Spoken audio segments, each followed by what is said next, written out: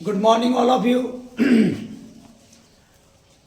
Oxbridge literature YouTube channel पर आप सबका स्वागत है। मैं हूं नासिर और फिर मैं एक वीडियो के साथ आपके सामने आज मैं हाजिर हूं। जी हाँ, ये वीडियो हालांकि इससे कुछ दिन पहले मैं इससे समरी और इसकी एमसीक्यू क्वेश्चन को लेकर के आपके सामने आया था। जी हाँ, आज जो हम चल रहे हैं यही पोएम डास्ट ऑफ स्नो का समरी और इसका एमसीक्यू क्वेश्चन को हमने पिछले वीडियोस में एक्सप्लेन किया है। अब आज इसका हम क्वेश्चन और आंसर को लेकर के आपके सामने हाजिर हैं। तो चलते हैं विदाउट एनी फर्दर डिले कि ये डास्ट ऑफ स्नो, तो डास्ट ऑफ स्नो का जो क्वेश्चन और आंसर सेशन है ये द फर्स्ट क्वेश्चन, और ये टोटल आपका एग्जाम से संबंधित है और एग्जाम में इसी प्रकार के क्वेश्चन आपको पूछे जाते हैं। क्वेश्चन जैसे पहला क्वेश्चन क्या है, where was the crow sitting. इससे समरी में आपको हमने इसकी कहानी में आपको हमने बताया था कि एक कौवा, एक क्रो जो एक धतूरे के पेड़ पर बैठा हुआ था। तो चलिए, the crow was sitting in a hemlock tree. Hemlock जो एक पेड़ का नाम है जिसको हम धतूरे की पेड़ कहते हैं, इसलिए the crow was sitting in the hemlock tree.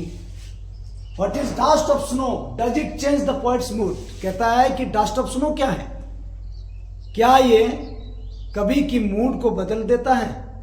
Yes, absolutely, it may change the moods of poet.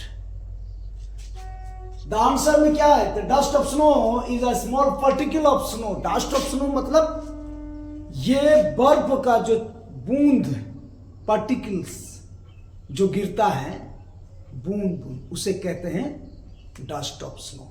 हालांकि डस्ट का माने हम लोग जानते हैं धूल, बट यहां पे धूल से कोई संबंधित नहीं है। यहां पर जो डस्ट का जिक्र किया गया है, कवि ने यहां पे जो डस्ट का जिक्र किया है वो डस्ट दैट मीन्स बर्फ के जो एक एक कण कण जो बूंदे गिरती हैं, स्नो का, बर्फ का, आइस का, इसे हम कहते हैं डस्ट ऑफ स्नो। तो डस्ट ऑफ स्नो एक पार्टिकल्स ऑफ स्नो है। इट इज कोल्ड, बड़ा ठंडा हुआ करता है। On day the poet was in sad mood. एक दिन कवि बहुत ही उदास मूड पर था। And was sitting under hemlock tree. A crow was sitting on the same tree.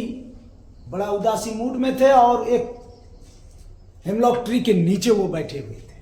अचानक एक कल्ले कौवे आकर के उड़ करके आके उसी डाली पर, उस पेड़ की एक डाली पर बैठता है और जैसे वो बैठता है तो वो डालियां हिलती हैं और उसी डाली से जो बर्फ के कण हैं वो गिर जाते हैं उनके सिर पर, और इसी तरीके से उसका जो मूड है वो अच्छे में बदल जाते हैं।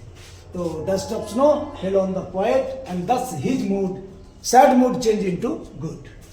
What is the central idea of the poem dust of snow.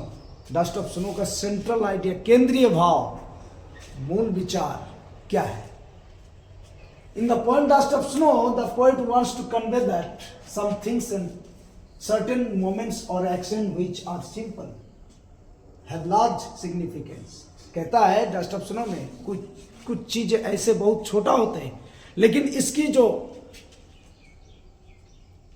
Characteristics है वो बड़ा, विचार जो है वो बड़ा होता है। भले ही हम किसी चीज को छोटा क्यों न समझे, बट हो सकता है कि इसमें जो हमें सिग्निफिकेंस मिलता है वो बहुत लाभकारी साबित हो सकता है।